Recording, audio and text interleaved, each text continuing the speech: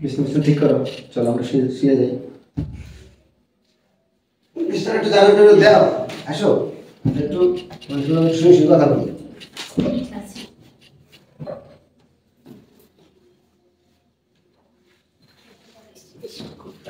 নাই কেমন কি করবো। আচ্ছা শোনো, দেখো তোমার আপাতত অফিসে চলে গেল, ঠিক না? এখন এই যে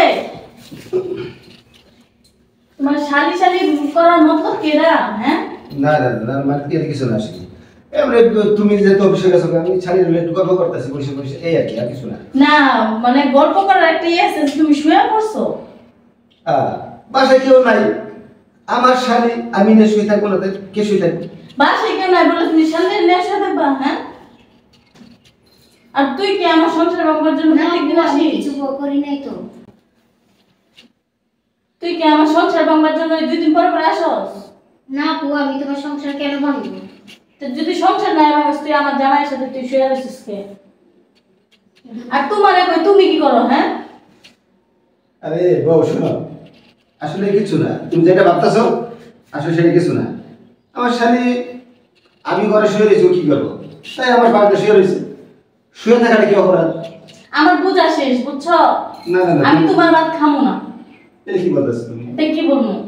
আমি তোমার খাইটা খাওয়াইতেছি, তুমি তার ভিতরে আমার ছোট বোনের নিয়ে তুমি এসব তুমি করতেছো।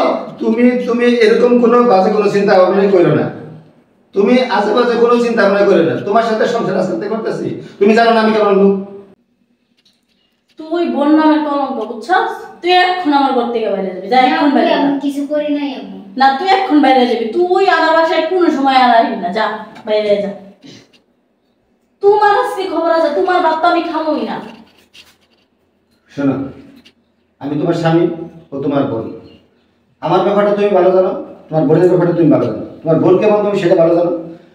আমি শুয়ে আছি, তোমার বোন বসে আছে, বসে থাকার পর আমি বলছি এই শালি বসে থাকার সময় দরকার নেই, তুমি এদিকে সব তো শুয়ে আছে, শুয়ে থাকলে কি এখানে অনেক কিছু হয়ে গেছে? শুয়ার তো একটা ইয়ে আছে, এমনি জড়াই ধরে কেউ শালিয়ে নিয়ে শুয়ে থাকে না।